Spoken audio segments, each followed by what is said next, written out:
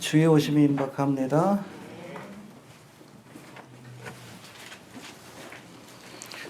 언제 주님 오신다 그랬어요? 다 졸며 살 때. 마지막 때를 기다리다가 지쳐 있을 때, 그때 주님이 오십니다. 졸며 자는 것도 괜찮지만 기름은 예비하시길 바랍니다. 베드로후서가 특별히 주의 날은 주께는 하루가 천년이 여러분 이틀밖에 안 지났어요. 끝까지 좀 기다릴 수 있게 되길 바랍니다. 교회도 뭐 올해 들어서면서부터 조금 좀 지쳐가지고 잠시 쉬는 분들이 좀 생겨나고 있는 것 같은데 주님 오시기 딱 좋은 때입니다. 늘 깨어있길 바랍니다. 좀 지쳐있더라도 우리가 믿음의 끈을 놓지 말고 소망의 닻을 우리가 하나님의 나라에 두고 하루하루 그렇게 살아갈 수 있게 되길 권면합니다. 오늘 인터넷 예배 드리시는 분들도 계실 터인데 자 해봅시다. 말세에 기롱하는 자들이 뭘 기롱합니까? 주의 오심이 가깝다는 이 종말의 복음을 조롱하는 사람들이 일어날 것이다. 지금이 그렇습니다. 네로 황제의 집권 말기인 AD 66년 로마에서 기록된 것으로 추정되고 있는, 어디서는 뭐 바벨론에서 기록됐다 그렇게 주장하는 사람도 있습니다. 베드로 후서는 뭐 전서도 마찬가지예요. 특별히 종말을 부인하고 조롱하는 거짓 선생들의 이 거짓 주장을 논박하고 바로잡기 위해 쓰여진 서시입니다. 할렐루야. 주님이 부활 승천하실 때 금방 오신다 그랬잖아요. 내가 오리라. 뭐 금방 오신다는 말씀 안 했지만 이게 정말 금방 오실 줄 알았어. 근데 시간이 지날수록 주의 오심이 더뎌지는 것들이 느껴지고 그 와중에 기다리던 성도들이 하나둘 세상을 떠나자 조급한 마음이 들었던 성도들 가운데 특별히 거짓 선생들이 와서 야 종말과 재림은 없어 이렇게 미혹하자 성도들이 흔들리기 시작했는데 이 흔들리고 또 식어진 종말에 대한 믿음을 새롭게 하고 이 거짓 교훈을 바로잡기 위해서 베드로 전서와 후서가 쓰여졌다. 그렇게 이해하시면 됩니다. 알겠습니까? 예. 구체적으로 한번 살펴봅시다. 1절 말씀 봅시다. 시작. 사랑하는 자들아, 내가 이제 이 둘째 편지를 너희에게 주니 이 둘로 너희 진실한 마음을 일깨워 생각하게 하여. 예, 둘째 편지라고 돼 있죠. 첫 번째 편지는 뭐예요? 베드로 전서입니다. 알겠습니까? 그 베드로 전후서는 여러분 로마에 있던, 보통 그렇게 해석을 하니까 이 사도 바울이 순교를 얼마 남겨두지 않고 여기 보니까 베드로전서 1장 1절에 보니까 본도와 갈라디아, 갑바도기아, 아시아, 비두니아, 그렇게 이방 땅에 있는 교회들 대부분의 그 지역, 그 교회에 흩어진 나그네, 그렇죠? 나그네를 묘사했어요. 나그네와 행인 같은 너에게 권하노니. 여러분 우리가 본향을 향해 가는 나그네인 것을 잊지 않길 바랍니다. 예, 너희에게 편한 이 편지를 쓴다. 그 베드로전서도 그렇고 베드로후서도 그렇고 핵심적인 교훈이 뭡니까? 종말과 재림의 때가 가깝다. 할렐루야. 깨어서 그 날을 기다려야 한다. 그 권면의 말씀을 주기 위해서 첫 번째 편지를 보내고 또 이후로 거짓 선생들이 일어나 종말과 재림에 관한 말씀들을 왜곡하고 또 부인하고 그런 일들이 생겨났기 때문에 두 번째 편지를 보내서 이것을 바로잡기 위해서 논박하는 장면들이 나옵니다. 알겠습니까? 예. 이렇게 두 번이나 편지를 보내서 저들의 마음을 일깨워 생각나게 하려 했던 교훈이 바로 오늘 본문에 기록된 종말과 재림에 관한 말씀입니다. 기억할 수 있게 되길 바랍니다. 베드로가 보낸 첫 번째 편지 이 베드로전서 4장 7절에서도 특별히 사도 베드로가 만물의 마지막이 가까웠으니 그러므로 너희는 정신을 차리고 근신하여 기도하라. 할렐루야. 회개하라. 알겠습니까? 언제 주신 말씀이요? 2000년 전에 예수님이 공생애를 시작할 때, 그렇죠? 베드로도 2000년 전에 만물의 마지막이 가까웠으니 언제 주신 말씀이요? 그때보다는 지금 더 가까웠죠. 말세 중에 말세인 말세 지말이라고 이렇게 얘기를 하는데 이때보다 우리가 더 가까워졌습니다. 만물의 마지막이 더 가까워졌으니 정신을 차리고 깨어서 근신하여 기도하라. 할렐루야. 우리에게 주신 권면인 줄 알고 겸비드시길 바랍니다. 그러나 이렇게 주의 오심이 임박했다라고 아무리 외쳐도 성도들이 이걸 들으려고 하지 않아. 오히려 거짓 선생들이 전하는 야, 이 땅에서 잘 먹고 잘 살아야 한다. 축복받아야 한다. 즐겨야 한다.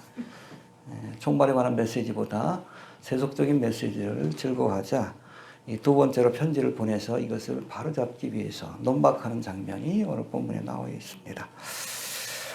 이런 베드로 전서에서도 말씀하셨고 다시금 편지를 보내서 두 번째로 권면하는 겁니다. 해봅시다. 말씀하고 다시 말씀했다. 욥기 33장 14절에서도 사람은 무관히 여겨도 하나님의 말씀을 외면해도 하나님은 한 번 말씀하시고 다시 말씀하신다. 해봅시다. 하나님은 한 번 말씀하시고 다시 말씀하신다. 왜? 중요한 메시지이기 때문에 그래. 중요한 메시지이기 때문에. 이제 얼마 있으면 우리가 고난주간이 찾아오고 부활절인데 그때 우리가 십자가와 부활에 대해서 다시 한번 설교합니다. 왜? 중요한 메시지이기 때문에. 지금 여러분 말세지 말이에요. 만물의 마지막이 가까웠으니 그때보다 벌써 2000년이 지났는데 우리가 마지막 종말에 관한 설교를 해야 되는 거예요. 반복해서 해야 합니다. 알겠습니까? 예. 이렇게 종말과 재림에 관한 교훈들을 반복하여 가르쳐야 하는 이유는 아이러니하지만 성도들이 이 설교를 싫어해. 좋아하지 않습니다. 여러분들이 이상한 거예요. 이해가 됩니까? 대부분의 사람들은 여러분 세상적인 설교 좋아하지. 복 받으라 그러면 좋아하지. 그렇잖아요. 삼박자 축복을 준다 그러고 만사형통할 거라고 그러고 회개하라 천국이 가까웠다 싫어해요. 이해가 됩니까? 이 교회들도 사도 베드로 또 사도 바울이 종말과 재림에 대해 설교했지만 그 말씀보다 뭘 더 좋아해? 거짓 선지자들의 거짓 선생들의 말을 더 좋아해. 왜? 내 정욕과 맞기 때문에 내 욕망과 맞기 때문에 그래요. 그래서 디모데후서 4장에서도 사도 바울이 했잖아요. 때가 이르리니 사람이 바른 교훈을 받지 아니하며 해봅시다. 바른 교훈을 받지 아니하며 바른 교훈, 종말에 관한 설교 싫어해. 십자가에 관한 설교 싫어합니다. 바른 교훈을 받지 아니하며 귀가 가려워서 그렇죠. 가려운 길을 긁어줄 자기 사욕을 쫓을 스승을 많이 둘 것이다. 내가 듣고 싶어하는 설교를 해주는 사람을 쫓아다닌다는 거예요. 회개하라 천국이 가까웠다. 하나님의 심판이 임했다. 교인들 좋아하지 않습니다. 우리 교회도 보수 이렇게 한 14년째 사역하는데 별 변화가 없잖아. 10년이 넘도록 그렇게 외치는데도 안 들어. 한국교회가 싫어해서 그래요. 복 받으라 그러면 좋아하지. 그럼 대신은 몰려들지. 삼박자 축복받는다 그러고. 응? 내가 생각하는 대로 될 것이다. 뭐 궁정의 힘. 여기 조엘 오스틴도 나오는지. 수만 명, 수십만 명 모이잖아. 응? 축복복음. 원료가 어디요? 긍정의 힘. 조영기 목사예요. 조영기 목사의 제자예요. 얼마나 많은 사람들이 모여요. 그거 배워가지고 인천에서도 부흥한 교회가 있어요. 어디요? 조한장로교회. 그 메시지 그대로 갔다 온 거예요. 메가처치가 됐잖아. 회개하라 천국이 가까웠다. 사람들 싫어해요. 우리 교회도 이러고 저거 끝날 거예요. 선사님도 뭐 혹시 제가 은퇴하더라도 교회가 부흥할 거란 착각하지 마십시오. 착각하지 말아요. 점점 듣기 싫어할 겁니다. 마지막 때가 될수록 귀를 즐겁게 할 스승을 많이 줄 것이다. 이것도 마지막 때의 징조예요. 말세가 되면. 말세가 되면 여기 또 희롱한다 그러잖아. 네? 주님 오시라 가깝다 그러니까 야, 무슨 주님 오셔. 지금 한국교회 안에 똑같아.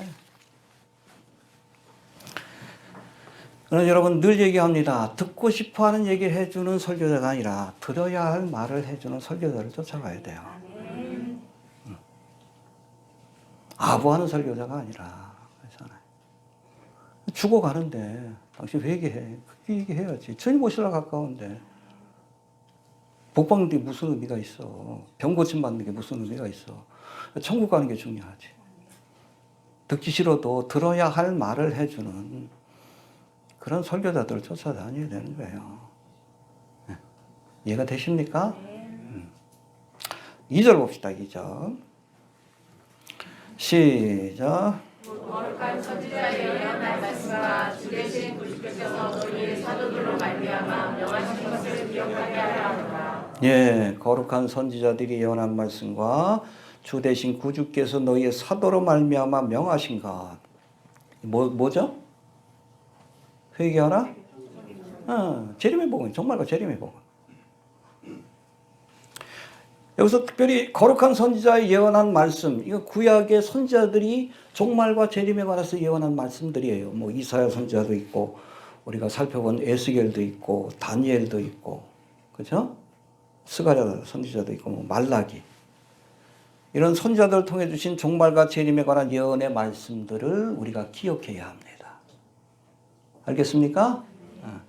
그래서 제가 얘기를 했죠. 우리가 종말론을 얘기할 때 서론은 뭐다? 다니엘. 본론은 뭐다?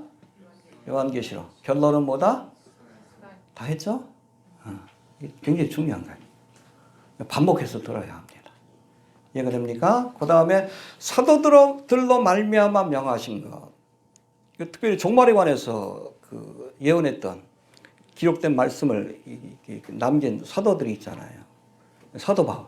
우리가 살펴본 데살로니가 전후서. 그래서 고린도 전서 15장. 종말과 재림에 관한 말씀. 그런 것들을 남겼고, 베드로도 오늘 여기 베드로 전후서를 통해서 남겼고, 또 누가 있어요? 사도 요한계시록을 남겼죠. 사도들을 통해서 명하신 것. 주님께서 사도를 통해서 명령하신 말씀입니다. 할렐루야. 그런가 하면 여러분, 예수님이 직접 주신 종말에 관한 말씀도 있어요. 이게 뭐예요?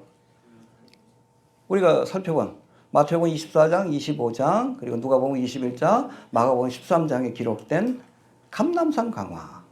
예수님 십자가를 지시기 전에, 며칠 전에 예수님이 종말과 재림에 관해 설명하신 말씀이 감람산 강화. 예수님 직접 주신 말씀입니다. 굉장히 중요하기 때문에 우리가 강의를 한 거예요. 그거 외에도 요한복음 14장에 나오는 여러분 다락방 강화. 십자가를 지시기 바로 전날 밤 최후의 만찬을 나누면서 주셨던 말씀.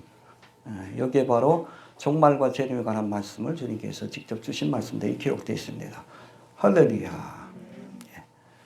근데 초대교회 성도들이 점점 시간이 지날수록 어찌 보면 여러분 이 종말과 재림에 관한 말씀은 십자가와 부활에 관한 복음과 함께 핵심적이고 중요한 초대교회의 복음이에요. 근데 이걸 자꾸 외면해. 시간이 지나갈수록. 휴거에 있다가 늦춰지니까, 주의 날이 늦춰지니까 자꾸 외면해. 그러니까 그러지 말아라. 다시 한번 상기시키기 위해서 오늘 본문의 말씀을 기록하고 있다. 이렇게 말씀하고 있는 겁니다. 이해가 되시죠? 여러분 신구약 성경이 전체가 31,102구절인데 그 가운데 1845구절이 바로 종말과 재림에 관한 예언의 말씀이라고 합니다. 특별히 그 가운데 1542구절은 구약 성경에 기록되어 있고 종말과 재림에 관한 예언의 말씀, 나머지 303절이 신약 성경에 기록되어 있다고 합니다. 또 말씀의 분량으로만 따지면 성경 전체에서 5분의 1 정도가 이 종말과 재림에 관한 예언의 말씀이라고 이렇게 이야기합니다. 구약 성경에는 재림뿐 아니라 초림에 관한 예언의 말씀도 나오죠. 그렇죠? 이사야에 보면 53장은 초림에 관한 거고, 이후에 60장 이후로는 재림에 관한 예언의 말씀이 나옵니다. 재림에 관한 말씀도 나오는데, 초림에 관한 예언의 말씀이 한 번 나올 때, 재림에 관한 예언의 말씀은 몇 번 나올까? 8번이 나와요. 그만큼 중요한 거예요. 초림에 관한 예언이 한 번 나오면, 재림에 관한 예언의 말씀은 8번이 등장합니다. 그만큼 중요한 거예요. 중요한 메시지입니다. 그런가 하면 우리가 십자가의 도가 복음의 핵심인데 구약에도 그런 말씀이 나와요. 속죄와 구원에 관한 예언의 말씀이 한 번 나오면 종말과 재림에 관한, 이건 심판에 관한 말씀이죠. 예언의 말씀 2번 나옵니다. 1대2로 나와. 1대8로 나오고. 근데 핵심적인 교훈이라는 거예요, 성경에서. 또 복음서로 돌아가 보면 예수님은 21번이나 종말과 재림에 관해서 설명하시는 말씀을 남기고 있는데 이런 말씀을 주시면서 50번이나 깨어서 예비하라고 우리에게 경고하셨습니다. 할렐루야. 해봅시다. 깨어서 예비하라. 예, 뭐 그 대표적인 말씀이 앞에서 소개한 다락방 강화인데 이제 마가의 다락방에서 제자들과 최후의 만찬을 나누시던 예수님이 이제 내가 잠시 후면 십자가를 지고 너희 곁을 떠날 것이다. 이게 제자들이 웅성웅성 되잖아. 주님이 떠난다 그러니까. 그때 주님께서 이 말씀을 주셨어요. 너희는 마음에 근심하지 말라. 하나님을 믿으니 또 나를 믿으라. 내 아버지 집에 거할 곳이 많도다. 그렇지 않으면 너희에게 이르렀으리라. 내가 너희를 위하여 처소를 예비하러 간다. 할렐루야. 떠난다고 걱정하지 마.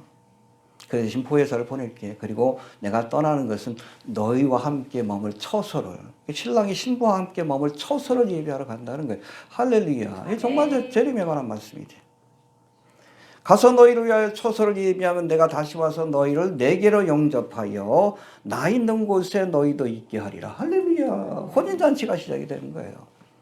그게 바로 휴거의 사건입니다.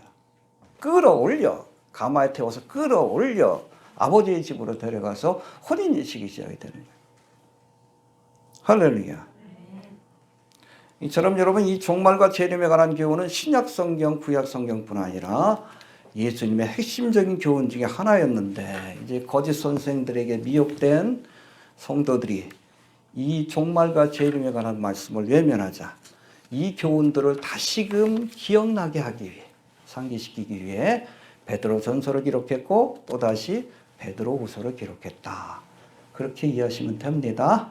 예, 구체적으로 거짓 선생들이 어떻게 미혹했는지 우리 3절의 말씀 먼저 봅시다. 3절 시작.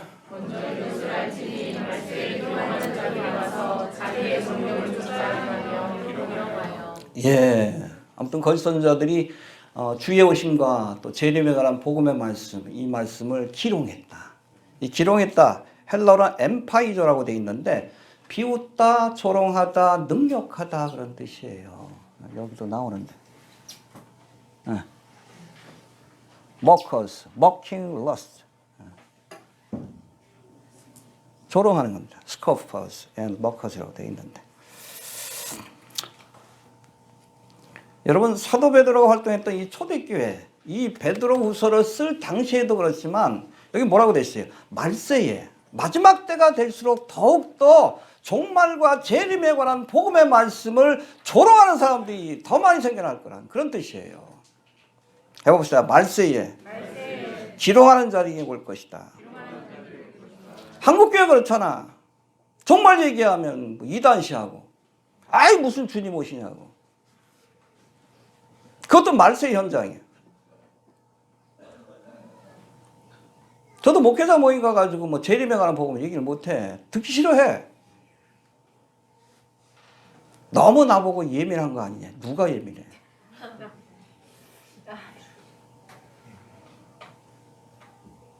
너무 둔감한 거 아니야? 이게 예민한 사람이 아닌데. 자꾸 조롱하고 그래 안 들으려고 해요. 원래 안 들으려고 그러면 전하지 말라 그랬어요 성경에. 특별히 얘기 안 합니다. 근데 지난번 모임 때는 뭐 어느 목사님이 또 요한계시록 강의하셨대. 너무 반갑더라고. 한 목사님이. 그래서 스카이라도 제가 했으니까 요거 PDF 파일 보내드리니까 요것도 한번 설교하시라고 제가 보내드렸어요. 그런 분들이 계시는데 드물어. 진지하게 받아들인 사람. 같은 성결교 교단 안에서 목회하는 목회자들도 그러는데 지금이 말세입니다. 예. 여러분 재림의 복음을 기롱하는 자들이 일어나는 건 이게 말세의 징조 중에 하나예요. 이해가 되십니까? 여러분 동성애가 창궐한 소돔성을 심판하시기 전에 하나님께서 천사들을 롯에게 보내어 이 사실을 알려주셨는데 이에 롯이 딸들과 정혼한 사위들에게도 소돔성의 종말과 심판이 찾아온다는 소식을 전해주었어요. 같이 도망가자고. 근데 롯의 사위들이 이 말을 아이 장인어른 술 취하셨습니까? 농담으로 여기고 조롱했다는 거예요. 해봅시다. 농담으로 여겼더라. 여기에 사용된 히브리어가 차하크인데 이게 여러분 헬라어 엠파이저하고 똑같아요. 똑같은 의미예요. 이것도 비웃다 조롱하다 그런 뜻이에요.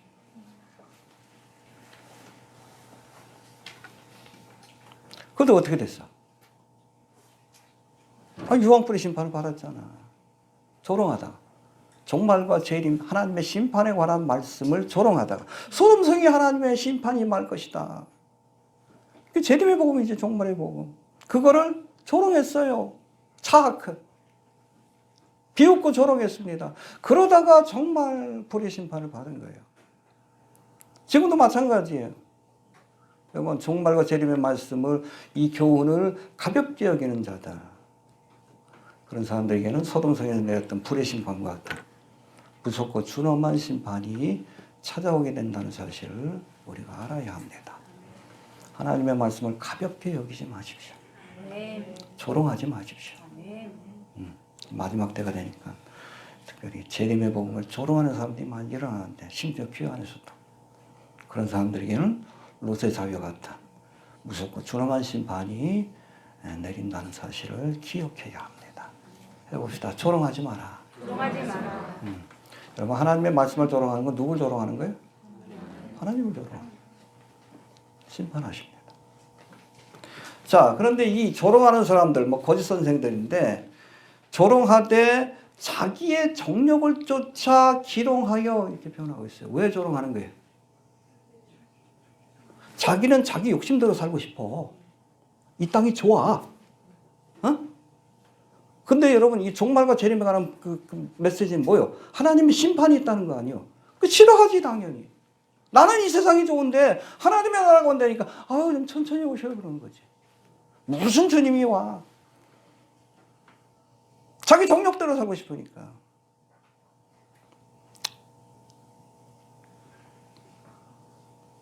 여러분 세상에서 정력대로 살기 원하는 사람들은 종말과 재림의 소식을 싫어합니다. 뭘 좋아해? 축복복음을 좋아하지. 그렇죠? 응? 예수 믿으면 잘 먹고 잘 산다. 자기의 본성하고 맞아. 육체의 소욕과 맞아. 하나님의 나라가 가깝다. 싫어해. 왜? 주님 오시면 심판받는 거 아니까. 조롱하고 부인하는 거예요. 오늘 본문에서 말씀하는 종말과 재림의 복음을 기롱하는 거짓 선생이 구체적으로 누구인지에 대해서는 베드로후서 2장의 말씀을 먼저 살펴봐야 되는데 한번 봅시다. 여기 거짓 선생에 대한 경계의 말씀이 2장에 나와 있는데 2장 2절 봅시다. 시작. 여럿이 저희 보색하는 것을 쫓으리니 이를 위하여 지혜로 반성을 받을 것이요. 예, 음란한 자들. 세상의 정력을 따라 사는 음란한 자들이요. 그러니까 여러분 하나님의 심판이 임한다고 하는 여러분 종말의 복음이 싫을 수밖에 없는 거예요. 또 3절도 봅시다. 3절 시작. 저희가 탐심을 위하여 지은 말을 가지고 너희를 정신이 그의 심판을 쫓으며 지하지 않으며 저희 말과는 같지 않으니라. 음란하고 탐욕스러운 사람이야. 세상 것들이 세상에 정력대로 살고 육신의 능력 안 먹이는 이생의 사랑에 붙들려 사는 사람이요. 이 땅이 좋은 사람들이요. 하나님의 심판이 두려운 사람들이요. 그런 사람들에게 이 종말의 복음이 귀에 들어올 리가 없지. 오히려 조롱하는 거지. 외면하고. 이해가 됩니까? 이처럼 음란하고 탐욕스러운 특징을 가진 이들은 초대교회 당시 헬라 철학의 영향을 받은 영지주의자들입니다. 영지주의자. 헬라 철학은 아시죠? 육은 악하고 아주 천박하고 일시적인 것이고 영은 고귀하고 숭고하고 영원하다. 그래서 예수의 육체로 오심을 부인해요. 영지주의자들이. 이해가 됩니까? 그리고 죽음을 육체적인 부활 자체를 부인해요. 왜냐하면 이 사람들의 생각은 육체 자체가 감옥이라고 여겨. 거기서 빠져나오는 것이 죽음이라고 여겨. 그런데 다시 육체를 입는다. 부활의 모범입니다. 이게 인정이 안 되는 거예요. 그러니까 예수의 육체로 오심을 부인하고 부활의 복음을 부인하는 자들이에요.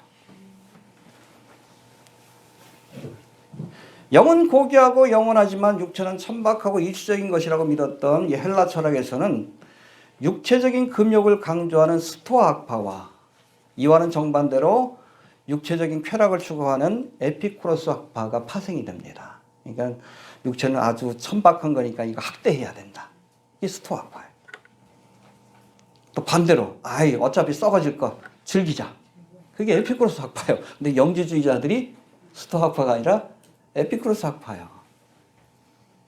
이해됩니까? 어차피 썩어질 거 마음대로 뭐 성적인 죄도 짓고 즐기고 먹고 마시고 이게 영지주의입니다. 그들에게 여러분 회개하라 천국이 가까웠다 하는 종말의 복음이 싫은 거지. 왜? 심판받을 거 지들도 아니까 그런 거예요. 알겠습니까? 지금도 마찬가지예요. 세상을 좋아하는 사람들은 하나님의 나라를 싫어합니다. 육체의 정욕대로 살기를 원하는 사람들은 여러분 거룩하게 살아야 한다는 주님의 말씀이 싫은 거예요. 그러나 여러분 우리가 세상의 정욕대로 살다 보면 하나님의 심판을 피할 수 없다는 것을 잊지 않길 바랍니다. 이 세상이나 세상에 있는 것들을 사랑치 말라. 누구든지 세상을 사랑하면 아버지의 사랑이 그 속에 있지 아니하니 이는 세상에 있는 모든 것이 육신의 정욕과 안목의 정욕과 이생의 자랑이니 다 아버지께로 쫓아온 것이 아니요 세상으로 쫓아온 것이니라. 정욕대로 살지 마시고 영원한 하나님의 나라를 바라보며 거룩하게 살아가는 성도들이 좀 되시길 바랍니다. 누가 또 뭐 블로그에 링크 해놨더라고. 그 JYP 박진영이 코카콜라 뭐 한국 뭐 글씨가 썩인 뭐 그 제품이 나온다면서요. 그 JYP 그 기획사에서 뭐 있지라든지 이런 그 그룹들이 나왔는데 보니까 박진영이도 나왔어. 전시안 들고. 전시안 들고. 레코드 판처럼 생긴 전시안 들고. 좋대. 미친놈이지. 좋대. 예수 믿는다고 그러면서 세상이 좋은 거예요. 여러분 일루미나티한테 루시퍼 숭배자한테 잘 보여야지 축복 주는 거 알잖아. 신서동 호랭이도 이거 처음에 나온 거 봐봐. 위 아래 파포맷이지. 트라이비가 뭐예요? 삼각형이라는 뜻이요. 로고 자체가 삼각형인데. 첫 번째 앨범은 맨 피라미드요. 그러다가 버림받은 거지. 그러다가 하나님의 심판이 있다는 걸 알아야 돼. 세상의 정욕대로 살면 안 됩니다. 왜 여러분 세상의 정욕대로 살기를 원하는 사람들이 종말과 재림의 복음을 싫어하는가? 왜? 심판이 있다는 걸 알기 때문에 그래요. 자, 4절 넘어갑시다. 4절 시작.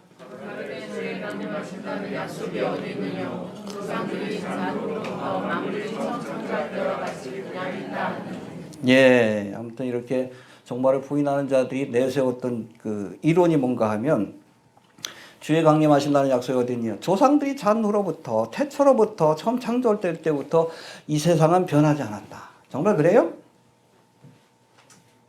응? 정말 그렇습니까? 잘 모르겠어? 자, 종말과 심판을 부인하는 거짓 선생들은 주의 강림하신다는 약속, 다시 말해 주님이 재림하실 것이라는 말씀을 부인하면서 그 근거로 조상들이 잔 후로부터 만물이 처음 창조할 때와 똑같다. 지금 아무것도 변한 것이 없다. 여러분 신학적으로 그러는 이걸 이신론이라고 합니다. 디이즘. 아시겠죠, 우리 전사님? 기억나셔요? 이신론이라고 하는데 이신론은 뭔가 하면 하나님이 비록 천지 창조의 주체이긴 하지만 우주 만물을 창조하긴 하셨지만 그러나 창조 행위 이후에는 인간 세계에 대한 자의적인 개입을 중지하시고 그냥 내버려 두셨다는 거예요. 그냥 법칙대로 흘러가게끔. 자연에 내재하는 합리적인 법에 의해서만 우주를 통치하신다. 이게 바로 이신론입니다. 여러분 이 이신론은 하나님의 계시보다 인간의 이성을 중요시 여기기 시작한 17세기 뭐 이게 뭐 피크로 갈 때 계몽주의 철학이 나온 겁니다. 일루미나티 사상이죠. 인본주의 사상. 여기서 시작한 신학 이론이긴 하지만 우리가 방금 읽은 이 4절의 말씀을 통해서도 볼 수 있듯이 초대교회에 이미 그런 거짓된 교훈을 전하는 사람들이 있었다는 겁니다. 영지주의자들. 이해가 됩니까? 아무튼 이들의 주장이 뭐예요? 조상들이 잔으로부터 만물이 처음 창조할 때와 같이 있다. 해봅시다. 창조 때와 똑같다. 예. 이런 이신론적인 주장을 내세워 창조의 사건 이후 하나님은 인간의 역사에 개입한 적이 없기에 앞으로도 개입하지 않을 것이다. 그러니까 주님이 인간의 역사에 개입하기 위해 강림하실 일은 없다. 나름대로 논리가 있죠. 근데 정말로 하나님께서 우주 만물을 창조하시고 인간의 역사에 개입 안 하셨습니까? 끊임없이 개입했지. 먹지 말라고 하는 선악과를 먹었을 때 오셔서 심판하셨잖아. 그렇죠? 쫓아내셨잖아요. 인간의 역사에 개입하셨죠. 그리고 나서 뭐 모였던 구손들이 타락하여 뭐 타락선사하거든 뭐 네피림을 낳고 그러니까 하나님 또 인간의 역사에 개입하지. 홍수로 쓸어버리셨잖아요. 뒤에 또 나오지만. 그러고 나서 여러분 신할 땅에 홍수 이후에 그 번성한 사람들이 신할 땅에 모여가지고 니므롯하고 뭘 졌어? 바벨탑을 지으니까 못하게 하려고 하나님이 개입하셨잖아요. 인간의 언어를 나누셨어요. 하나님 역사에 개입하셨지. 끊임없이 개입하셨죠. 또 가장 중요한 게 뭐예요? 믿음의 조상 아브라함과 이삭과 야곱을 택하여 그 후손이 이스라엘을 통해서 인류를 구원하기로 계획하시고 개입하셨습니다. 그리고 이스라엘 가운데 다윗의 후손 가운데 누가 태어나셨어? 예수님이 오셔서 우리를 위해서 십자가를 지심으로 대속의 사역을 완성하셨어요. 인류의 역사에 개입하셨습니다. 끊임없이 개입하셨고 앞으로도 그러실 거예요. 그게 바로 여러분 재림과 심판의 사건이에요. 그대로 있는 게 아니에요. 끊임없이 하나님은 인간의 역사 속에 개입하셨습니다. 이신론의 하나님이 아니요. 만들어 놓고 너희들 마음대로 해. 아니요. 끊임없이 개입하셨습니다. 이신론의 주장과 정반대되는 개념이 바로 하나님이 역사의 주관자가 되신다는 거예요. 구원의 역사뿐 아니라 여러분 일반적인 세속의 역사도 주관하십니다. 그걸 보여주는 게 다니엘 2장과 7장이에요. 바벨론으로부터 앞으로 일어날 여러 나라들, 마지막에 적그리스도의 나라까지 하나님이 계획하신 거예요. 뭐 창조 때부터 뭐 그대로 있다. 하나님 아무것도 안 하셨다. 거짓말이에요. 끊임없이 개입하시고 개입하실 겁니다. 그 개입하는 사건이 바로 초림의 사건이고, 그렇죠? 말씀이 육시되어 우리 가운데 거하시며 하나님이 인류의 역사에 개입하기 위해서 오신 사건이 초림의 사건이고, 또 죄악된 세상을 심판하기 위해서 인간의 역사에 개입하기 위해 오시는 사건이 재림의 사건이에요. 이해가 되시죠? 예.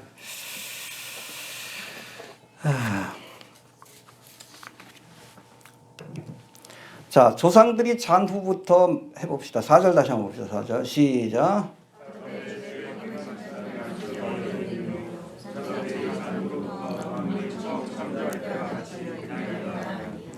여러분 이거는 뭐 구속의 역사뿐 아니라 지구의 생태학적인 측면에서 살필 때도 잘못된 주장입니다. 지구의 생태계는 계속 바뀌어 왔어요. 첫 번째 지구의 생태계가 뭐예요? 에덴 동산이에요. 낙원이죠. 그야말로. 부족하면 인간에게 호의적인 모든 여러분 동물들도 인간을 순종하고 따르는. 근데 이게 파괴가 돼요. 뭐 때문에? 인간이 범죄함으로. 땅이 가시와 엉겅퀴를 냈다고 했어요. 땀이 흘러야 먹을 수 있도록. 이코시스템이 한번 파괴가 된 겁니다. 이걸로 끝난 게 아니잖아요. 두 번째 파괴 사건은 뭐예요? 물로써 세상을 파괴해버리시잖아요. 완전히 이코시스템이 바뀐 거예요. 그렇죠? 여러분 노아의 홍수 이전에는 비록 정령주기라고 했잖아요. 사람들이 거의 1000년 가까이 살았어. 왜? 이코시스템이 달랐기 때문에 그래. 뭐 뒤에 다시 한번 설명하겠지만 궁창 위에 있는 물이 하나의 캐노피처럼 태양으로부터 오는 가시광선을 막아주고 해로운 광선을 막아주고 온실 효과를 한 거예요. 그러니까 북극과 남극에서도 여러분들 식물들이 자라고 동물들이 자랄 수 있는 그런 환경이 만들어진 거예요. 전체가 다 온실이니까. 공룡과 같은 큰 동물들 그리고 뭐 엄청난 나무나 뭐 이런 것들이 자랄 수 있었던 이유가 거기 있는 거예요. 사람도 1000년 가까이 사는 이유가 이코시스템이 달랐기 때문에 그런 거예요. 이게 파괴됐잖아. 그렇죠? 하늘에서 창이 열려서 비가 쏟아졌다 그랬어. 이게 캐노피가 사라진 거예요. 이코시스템을 하나님께서 무너뜨린 겁니다. 이게 과거에 있었던 것이고 미래에도 다시 한번 이 지구로 하나님께서 때려 부신다라고 말씀합니다. 언제? 7년 대환란 때 인과 나팔과 대접의 재앙으로 다 때려 부실 거예요. 그러고 끝나는 것이 아니라 예수님이 지상 내림하시면 또 다른 이코시스템이 지구의 생태계가 생겨요. 복락원, 에덴 동산과 같은 곳으로 다시금 바뀝니다. 할렐루야. 백세에 죽는 사람이 저주를 받은 사람일 것이다. 어린 양과 사자가 함께 놀고, 그렇죠? 어린아이가 뱀과 함께 놀고, 에덴 동산과 같은 낙원이 펼쳐져요. 근데 이것도 뭐 그대로 이어지는 것이 아니라 천년왕국의 끝에 인간이 또 다시 한번 무정에서 나온 사탄 마귀와 함께 주님을 대적하죠. 그러니까 주님께서 하늘에서 불을 내리시고 이후로 백보자 심판을 펼치시고 지옥 갈 사람들을 다 불못에 던지시고 그 다음에 새로운 또 다른 이코시스템을 여십니다. 완벽한 새 하늘과 새 땅과 새 예루살렘. 할렐루야. 끊임없이 변해왔고 벌써 3번이나 변해왔고 앞으로도 3번, 4번 변하는 거예요. 창조 때로부터 그 변한 게 없다. 아니요. 계속 변해왔고 앞으로도 변할 겁니다. 이해가 되십니까? 예. 일단 5절 6절을 봅시다. 5절 6절. 시작. 하늘에 적부터 있는 것과 땅의 물에서 나와 물로 생긴 것도 하나님의 말씀으로 된 것은 내가 거스름지라. 이로 말미암아 그때 세상은 물이 넘침으로 멸망하였으니. 예, 거짓 선생들이 만물이 처음 창조할 때와 똑같이 있다, 그냥 있다 이런 이신론적 주장을 펼치니까 사도 바울이 논박하기 위해서 5절 6절의 말씀을 줬는데 뭐라고 합니까? 세상이 물에서 나왔을 뿐 아니라 물의 넘침으로 멸망하였다. 할렐루야. 네. 물에서 나왔죠. 어디 나와요? 창세기? 1장 9절. 아무튼 이 말씀을 이용해가지고 이것이 잘못된 것임을 지적했는데 또 물로 심판을 받았죠. 언제? 창세기 6장. 이해가 되시죠? 예. 세상이 물에서 나왔다는 이 말씀은 천지창조의 셋째 날 궁창 아래 물이 한 곳으로 모여서 묻히 땅이 드러나게 하셨다고 하신 창세기 1장 9절의 말씀을 인용한 겁니다. 1장 9절 한번 봅시다. 창세기.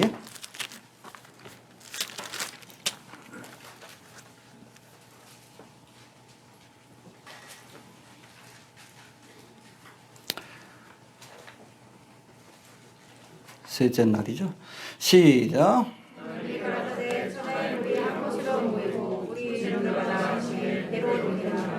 예, 그리고 물이 넘침으로 멸망하였다. 뭐예요? 창세기 6장에 나오는 6장, 7장, 8장에 나오는 노아의 홍수 사건을 말씀한 겁니다. 이렇게 격변을 경험했는데 뭐 옛날하고 지금하고 똑같다는 엉뚱한 소리 하냐 이 말씀한 거예요. 이해가 됩니까? 여러분 땅이 물에서 나와서 물로 성립했다. 이 말씀을 조금 더 깊이 살펴보면 여러분 지구는 어디에서 나왔어요? 어디에서 탄생했습니까? 물에서. 사람도 어디에서 나와? 물에서 나와. 그래서 요한복음 3장에 너희가 물과 성령으로 거듭나지 아니하면 여기서 이 물이 뭐예요? 육신적인 탄생이에요. 우리가 물 속에서 태어나죠. 양수 속에서. 그리고 성령으로 다시 한번 그러니까 2번 태어나야 된다는 거듭나야 된다는 거예요. 물과. 이 지구도 우리가 보이는 이 세상도 물에서 태어났다는 것을 우리가 알아야 한다는 거예요. 구체적으로 한번 봅시다. 창세기 1장 2절 한번 봅시다. 1절 2절 봅시다.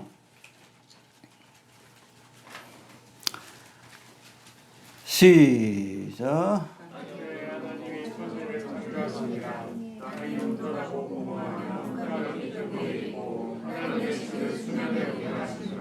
할렐루야. 땅이 혼돈하고 공허하며 알겠습니까?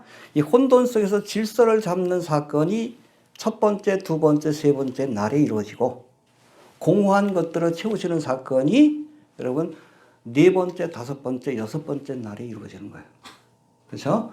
혼돈하고 공허하며 이 혼돈 속에 질서를 하나님께서 만드시고 공허한 것들을 채우시는 이게 바로 창조의 사역입니다. 근데 여기 보니까 재미난 표현이 나오죠. 흑암 깊음 위에 있고 하나님의 신은 성령께서 수면이 땅을 물이 감싸고 있는데 그 위를 누가 돌아다니셨다. 이게 암탉이 달걀을 품는 모습을 묘사한 겁니다. 생명을 잉태하고 있는 거예요. 물속에 쌓여있는 이 지구, 이 지구를 탄생시키기 위해서 성령께서 운행하시는, 감싸고 있는 모습을 묘사한 말씀이다. 그렇게 보시면 됩니다. 알겠습니까? 예. 이렇듯 땅을 감싸고 있던 물을 하나님께서 둘째 날에 궁창 위에 있는 물과 궁창 아래에 있는 물로 나누셨다라고 말씀합니다. 원래는 물이 전체가 싸고 있었는데 이 물 사이에 궁창을 두셨다. 그렇게 이해하시면 됩니다. 해봅시다. 1장 3절 한번 봅시다. 창세기 1장 3절. 시작. 9절이네. 죄송해요. 우리 9절 한번 봅시다. 9절. 시작. 하나님이 가라사대 하나의 물이 한 곳으로 모이고 물이 일어나 하나님의 그대로 되니라. 예. 그러니까 궁창 위의 물과 궁창 아래 물로 그렇게 나누셨는데 6절 한번 봅시다. 6절. 시작. 하나님이 가라사대 물 가운데 궁창이 있어 물과 물로 나누게 하라 하시고. 예. 그래서 우리가 궁창 아래 물은 뭐죠? 바다. 궁창 위의 물은 뭐예요? 몰라. 지금 없으니까. 이게 사라졌어요. 언제? 노아의 홍수 심판 때 하늘에 창이 열려가지고 비가 쏟아졌다. 40일 사실방아. 궁창 위에 물층이 있었던 거예요. 이게 물층이 있었기 때문에 아까도 설명했지만 이 물층 덕분에 이 사나운 인간에게 해를 주는 자외선 같은 것들이 차단이 되고 그리고 온실 효과가 있어가지고 지구 전체가 따뜻해진 거예요. 모든 동물과 식물이 살기 좋은 그런 좋은 이코시스템을 갖고 있었는데 하나님께서 이거를 무너뜨려 버린 겁니다. 노아 용수 사건 이후 인간의 수명이 급격히 줄어들기 시작한 이유가 바로 여기 있는 거예요. 알겠습니까? 하나님께서 노아 용수 심판 이후에 다시는 물로서 세상을 심판하지 아니하리라 언약하시면서 언약의 징표로 뭘 보여주셨어요? 그래서 무지개를 그때 처음 본 거예요. 그전에는 무지개가 없어. 왜? 물층이 있으니까 궁창 위에. 알겠습니까? 그리고 나서 이어지는 말씀 보면 이후로 뭐 사시사철 뭐 계절이 있을 것이다. 춥고 덥고 이런 일들이 계속 반복될 것이다. 그전에 없었어. 항상 따뜻한 계절이었지. 이코시스템이 완전히 바뀐 겁니다. 알겠습니까? 예. 그런데 여기 5절의 말씀에 보면 좀 흥미로운 것이 있는데 5절 한번 봅시다. 5절. 시작. 아니야. 저기. 창세기가 아니라 베드로후서 3장 5절.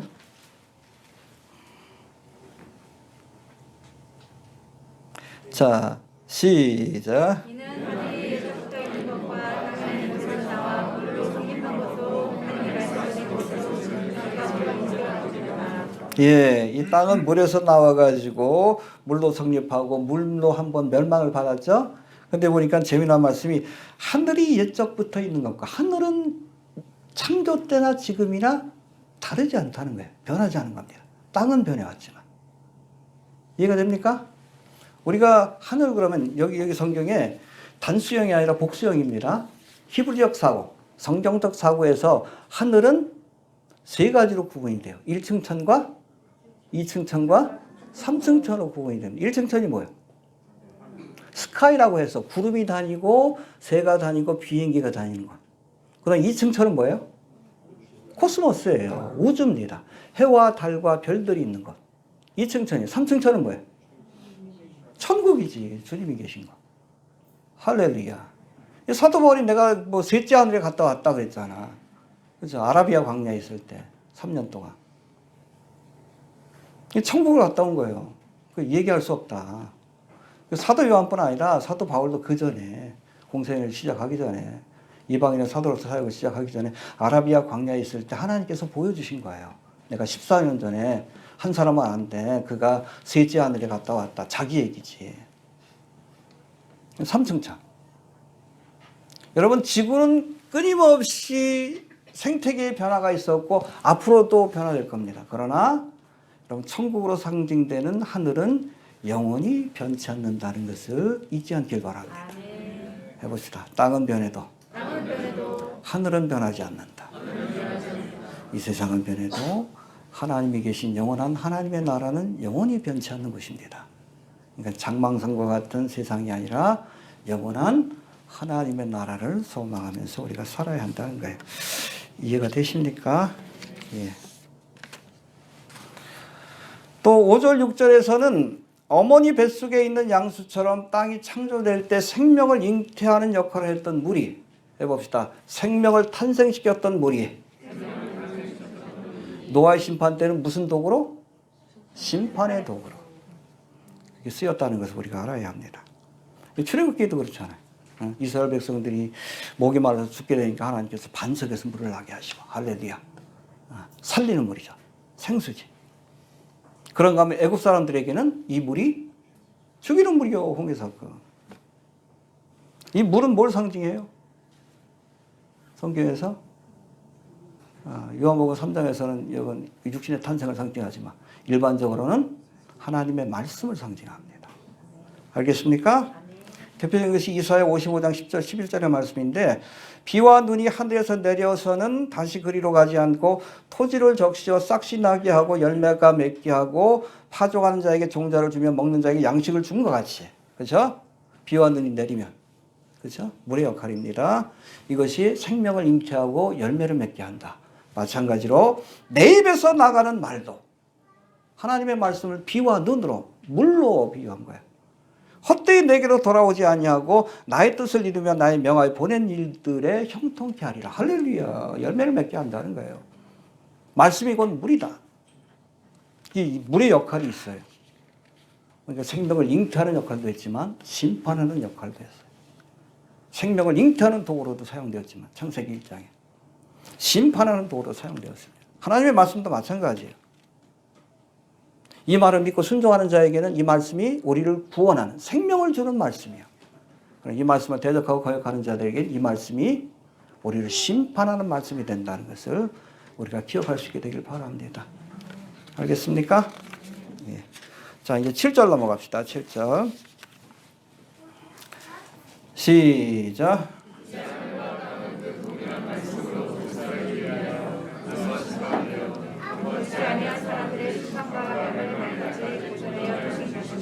예, 이게 뭔가 하면 노아의 때에는 하나님께서 세상을 뭘로 심판하셨습니까? 물로서 심판했지. 근데 마지막 때에는 뭘로? 왜 물로 심판을 못해요? 약속했잖아.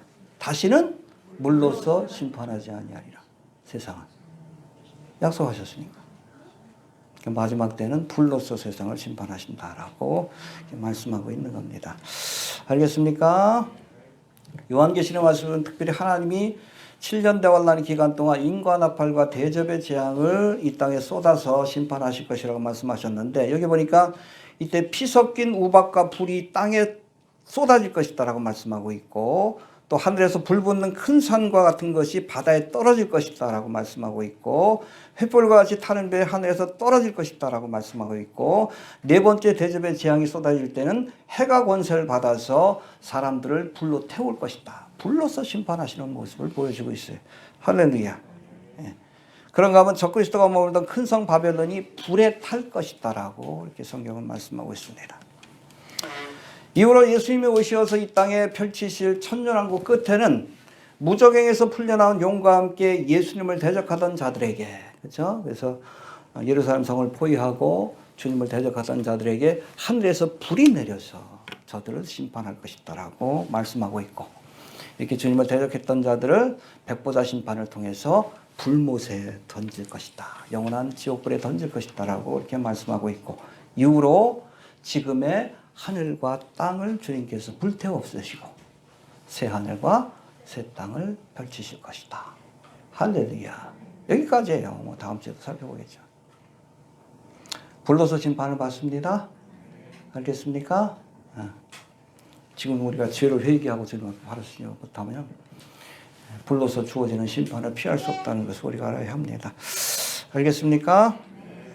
자, 또 우리 7절에서 이제 하늘과 땅은 그 동일한 말씀으로 불사르기 위하여 간수하신 바 되었다. 이 말씀은 마지막 때에 지구가 뜨거워지는 이유를 설명하시는 말씀입니다.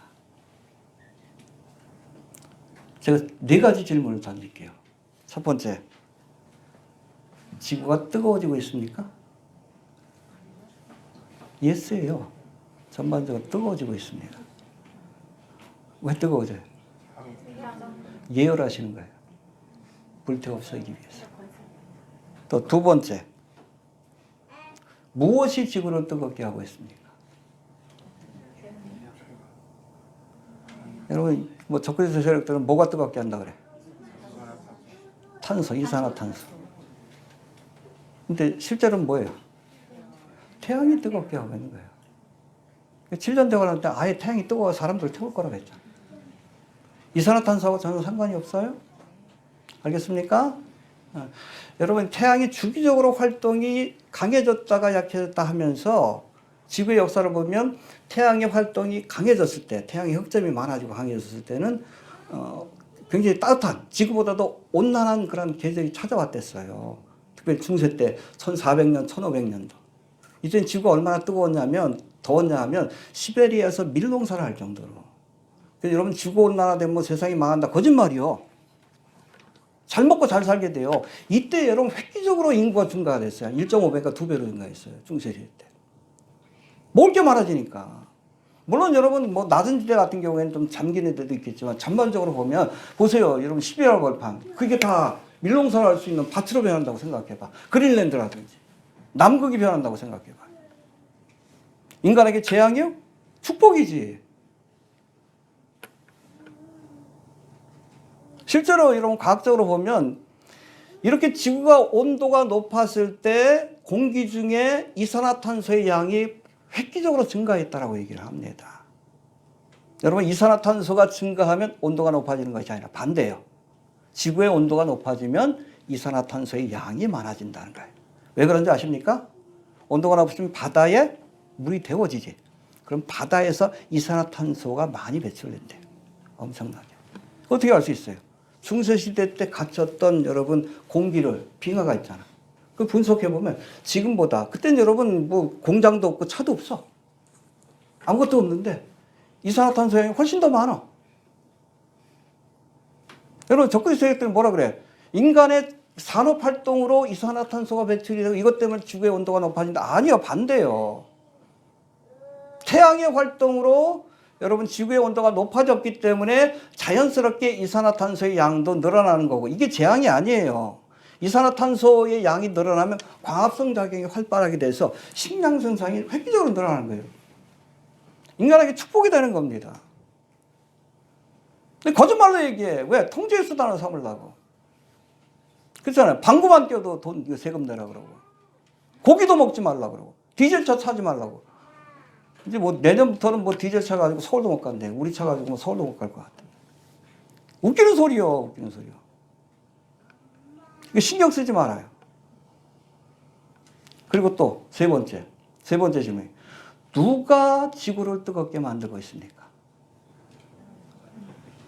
인간이요? 아니요.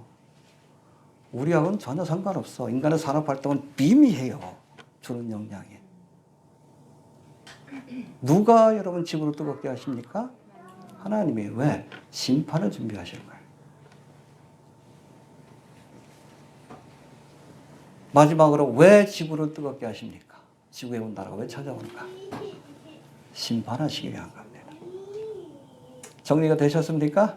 그러니까 뭐 여러분 지구 온난화고 뭐 여러분 뭐 디젤 차도 타지 말아야 되고 요즘 또 고기도 먹지 말아야 되는데 커피도 먹지 말래. 응? 뭐 여기 뭐 들어가는 뭐 저것 때문에 그 탄소가 발생하니까 커피도 먹지 말래. 웃기는 소리 하지 마라. 열심히 드세요. 어? 지구를 지키기 위해서 뭐 겨울에 난방을 줄여야 되는데 아니에요. 뜨뜻하게 지내셔요. 거짓말이오다. 그 내연기관차 타면 안 된다고, 그 탄소 발생된다. 그거 신경 쓸 거 없어요. 전혀 상관없어요. 정신 잘못하면 여러분 그냥 그대로 저거 해. 지난주에도 말씀드렸지만 빵 부딪히면 그냥 불나버리는데 화장까지 끝나. 신경 쓰지 마십시오. 즐기세요. 얘네들이 만든 그 대표적인 사이비과학 중에 하나예요. 이스라엘 때 여러분 나치가 만든 사이비과학이 뭐예요? 무생학이에요. 인간은 다 똑같은 것이 아니다. 응? 특별히 뭐 특별한 그 열등한 민족이 있고 아주 우수한 민족이 있다. 우수한 민족은 뭐다? 게르만 민족. 열등한 민족은 유태인. 유태인을 다 없애버려야 된다. 그래가지고 유태인 학살의 근거로 삼은 것이 바로 우생학이에요. 근데 여러분 이게 과학이 아니에요. 사이비과학입니다.